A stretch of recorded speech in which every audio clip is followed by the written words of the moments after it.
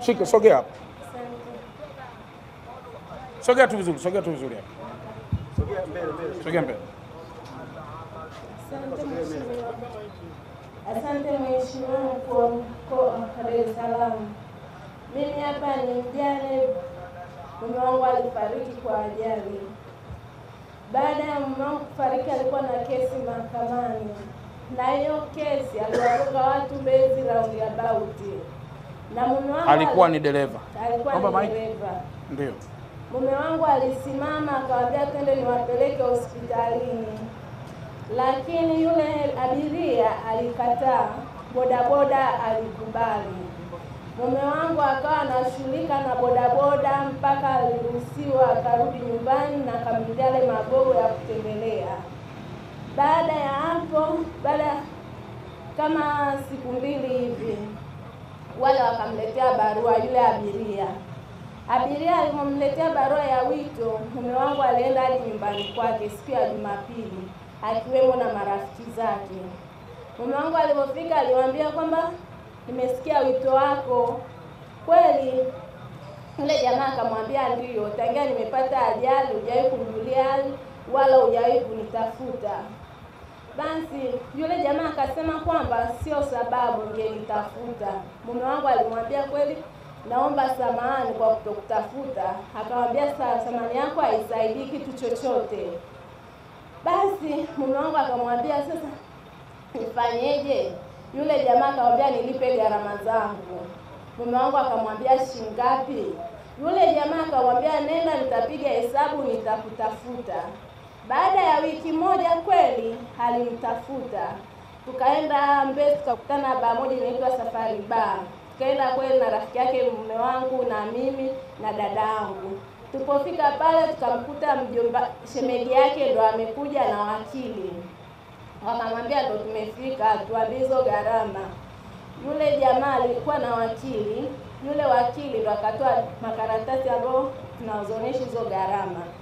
Yule shemeji yangu mmoja leo akamwambia hivi tusomee. Kweli wakili alitusomea gharama ambazo walikuwa wanahitaji ni milioni 250. Eleza tu kwa kutulia. Kila mtu alishangaa pale. Mume wangu akaongea akawaambia mimi mwenyewe siwezi kushika hiyo hela, mbona ni hela nyingi sana. Na shemeji yangu akaongea akasema ndugu yangu akusudia kuwagonga. Hamna mtu anayetoka nyumbani ili kwa ajili ya kuja kumgonga mtu. Tunaomba msamaha kwa hilo. Akasema msamaha wako hausaidii kitu chochote, ila tunachohitaji ni hela. Basi yule jamaa akasema kwa nini mmejipanga kivipi? Na shemeji yangu ndio akaongea akasema kwamba ndugu yangu kweli ana nia ya kuwasaidia, nimekuja na kiasi cha milioni 5. Yule mjomba, yule shemeji alicheka sana akasema ndugu yangu hawezi kupokea hiyo hela. Hela ni ndogo sana. Ana biashara ya kumuingizia 200,000 kila wiki. Akamwambia basi naombeni nisamee. Pokeeni hata kidogo nilichokuja nacho. Alikataa katikati. Mume wangu akakubali sawa, kesi iende mahakamani. Baada ya kesi kwenda mahakamani walisikilizwa mara ya kwanza, mara ya pili, mahakama ikawatuma wakalete ushahidi wa kudai hiyo milioni 250. Kweli siku ambayo inayofuata ambayo ni mara ya 3 kuja mahakamani, mume wangu aliweza kufika mahakamani, upande wa pili wa kufika mahakamani. Baada ya hapo mume wangu wakati anarudi nyumbani naye akapata ajali akafariki. Pole. Eleza tu. Tulia. Saidia. Tulia.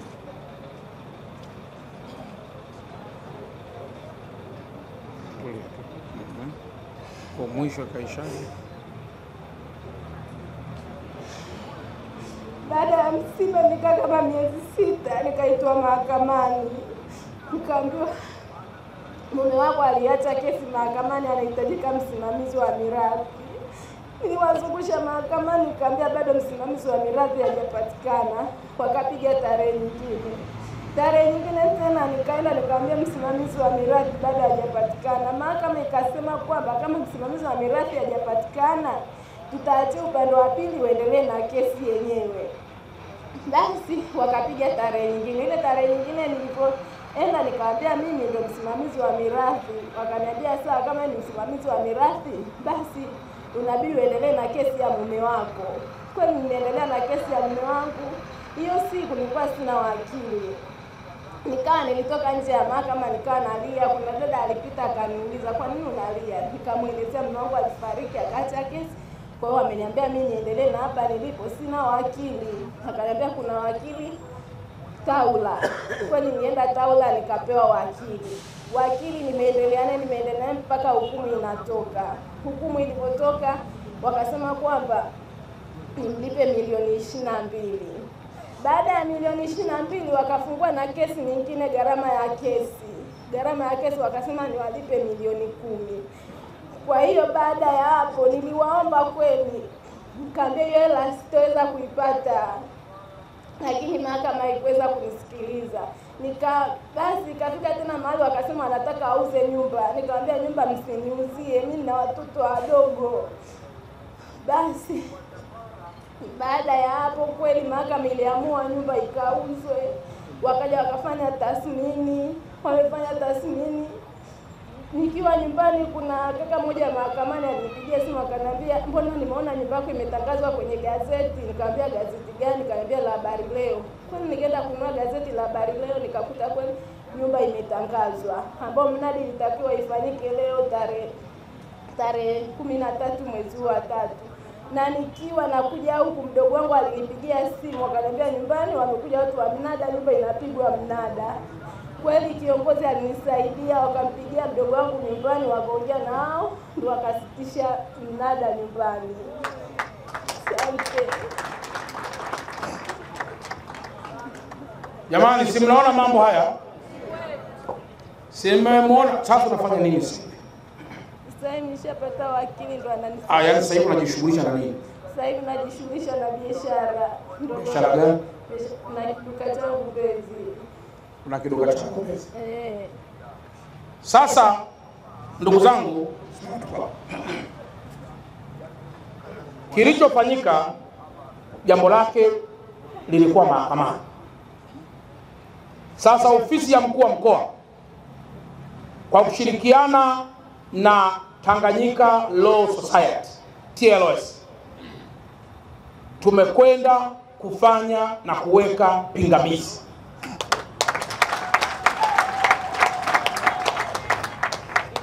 Kwa mtu wa kawaida mpenda masifa angeweza kusema hakuna kuuza nyumba hiyo. Mimi kama mkuu wa mkoa, mimi kama mkuu wa wilaya, mimi kama mtendaji wa kijiji nasema. Lakini kumbukeni, mahakama ni chombo kinachojitegemea na kinapingwa kwa mahakama. Si umeelewa mpaka hapo? Tulikuwa nje ya muda, lakini tumepeleka maombi maalum, na leo kuna dalali amekwenda kwenye ile nyumba pale ambaye ametumwa kuja kuuza ile nyumba. Mkuu wa wilaya huko hapa, kwa niaba mkuu wa wilaya wa Ubungo, nipelekeni salamu kwamba ile nyumba imeshawekewa pingamizi ya kutokuuzwa. Akiendelea kuonekana pale atauzwa yeye. Na hili naomba mwambie mkuu wa wilaya Mheshimiwa Twange, kuanzia leo nyumba ile ikalindwe mpaka hapo mahakama itakapoamua vinginevyo.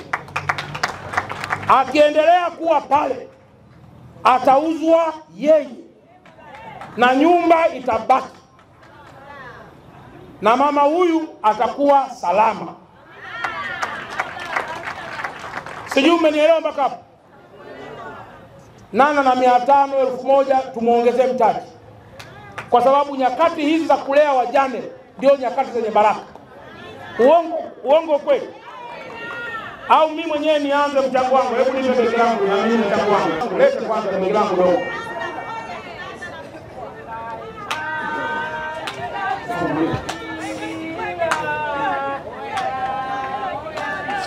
Na mimi naanza. Lete kwanza begi langu dogo.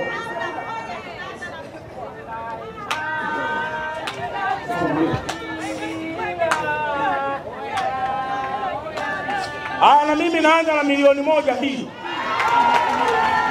Haya, naanza na milioni 1 hii. Simama tu. No. Pokea pesa za watu na Mungu akubariki sana. Kwa niaba ya wakazi. Mwenyekiti wa Magomeni Kota kwa niaba ya wakazi. Kati moja ametoa. Lusinde kiongozi wa Machinga Taifa ametoa. Vijana wangu wa bodaboda, vijana wangu wa daladala, vijana wangu wametoa. Mkuu wa wilaya anaongeza. Hii ni sadaka kwa wajane wanaoonewa. Hii ndio sadaka. Mama kiongozi wetu anatoa. Na Mungu akawabariki unapoomba sadaka yako. Kiongozi wetu anatoa. Baba askofu wetu anatoa. Baba askofu wetu anatoa hela hii. Na viongozi wa dini watakubariki katika maombi. Watakuombea. Nyumba yako haitauzwa. Gharama za mahakama tutalipa wenyewe. Na lazima tukapingane mahakamani. Lakini hatuwezi kuipinga mahakama ilichoamua. Kwa sababu mahakama ni chombo kinachojitegemea. Menelewa jamani? Shika kwa mkoba haka. Jamani mimi nina buku tu. 1000 yako mama ni sadaka kubwa. Toa kwa moyo. Sawa sawa.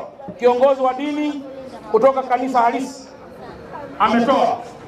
Kiongozi wa TPA amekuchangia. Sadaka hii waombe. Shehe wangu wa wilaya huyu hapa. Shehe wangu na shehe wa wilaya kesho asubuhi kutakuwa kuna chai. Kwa hiyo sadaka unayotoa na mimi nitakupa wewe chai kwa ajili ya waumini wetu. Kikubwa kinalipa. Kiongozi wetu naye amechangia. Kiongozi wetu shehe wetu amekuchangia. Shehe wa Machinga. Shehe maana Machinga nao kumbe wao wana mapepo wanahitaji shehe sasa akae katikati. Rais Samia oye. Na mimi naanza na milioni 1 hii. Haya. Naanza na milioni 1 hii. Hii ni sadaka kwa wajane wanaoonewa. Hii ndio sadaka. Mama kiongozi wetu anatoa. Na Mungu akawabariki unapoomba sadaka yako. Kiongozi wetu anatoa. Baba askofu wetu anatoa. Baba askofu wetu anatoa hela hii. Na viongozi wa dini watakubariki katika maombi. Watakuombea. Nyumba yako haitauzwa. Gharama za mahakama tutalipa wenyewe. Na lazima tukapingane mahakamani. Lakini hatuwezi kuipinga mahakama ilichoamua. Kwa sababu mahakama ni chombo kinachojitegemea. Menelewa jamani? Shika kwa mkoba haka. Jamani mimi nina buku tu. 1000 yako mama ni sadaka kubwa. Toa kwa moyo. Sawa sawa. Kiongozi wa dini kutoka kanisa halisi ametoa. Kiongozi wa TPA amekuchangia. Sadaka hii waombe. Shehe wangu wa wilaya huyu hapa. Shehe wangu na shehe wa wilaya kesho asubuhi kutakuwa kuna chai. Kwa hiyo sadaka unayotoa na mimi nitakupa wewe chai kwa ajili ya waumini wetu. Kikubwa kinalipa. Kiongozi wetu naye amechangia. Kiongozi wetu shehe wetu amekuchangia. Shehe wa Machinga. Shehe maana Machinga nao kumbe wao wana mapepo wanahitaji shehe sasa akae katikati.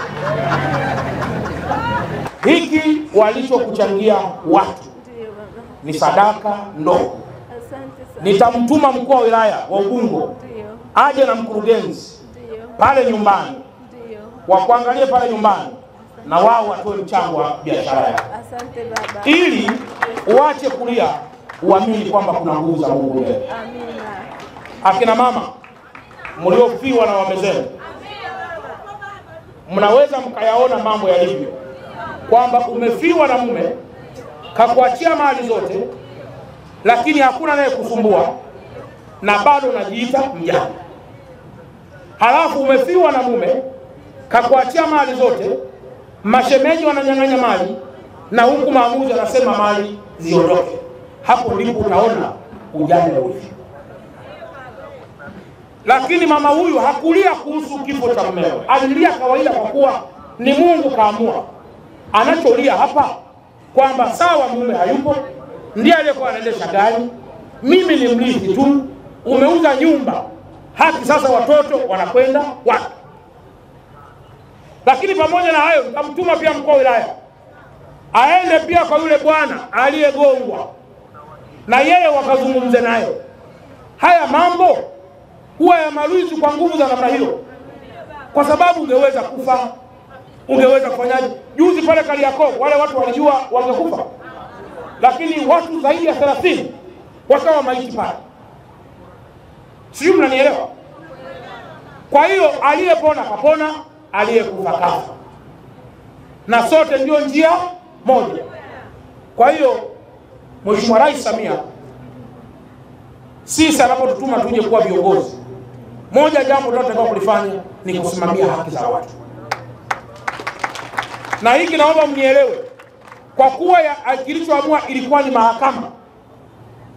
Mahakama haipingwi kwa porojo, kwa maneno ya mtaani. Mahakama haiamuliwi. Kilichofanyika kupitia uongozi wa TLS kwa ndugu yangu Advocate Mwabugusi, walipoiona na ofisi ya mkuu wa mkoa, tukashirikiana kuweka objection, kuweka pingamizi ili kwanza nyumba isiuzwe. Ingeuzwa nyumba, kwa kweli kwa umoja huu tungesema tunawashukuru sana mahakama, ila tungeenda kujenga nyingine.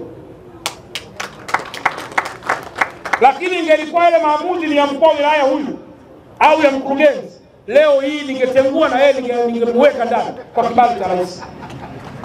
Lakini kwa kuwa ni mahakama, naombeni tuwe na usikivu na utulivu. Mahakama itapingwa kwa mahakama. Mwanasheria atapingana na mwanasheria mwenzie. Kwa mimi kama mkuu wa mkoa sipingi maamuzi ya mahakama, bali na waweka wataalamu wa sheria wakazungumze kimahakama ili mama huyu abaki na kile kilicho chake. Sawa sawa? Haya, afande polisi, huyu mama akiibua hii hela na wewe ibiwa. Si ndio jamani? Akiibiwa na yeye, yani bora akajiteka, yani bora apige simu mkuu mkoa, mimi ni afande fulani nimeteka, hapo over, anakata.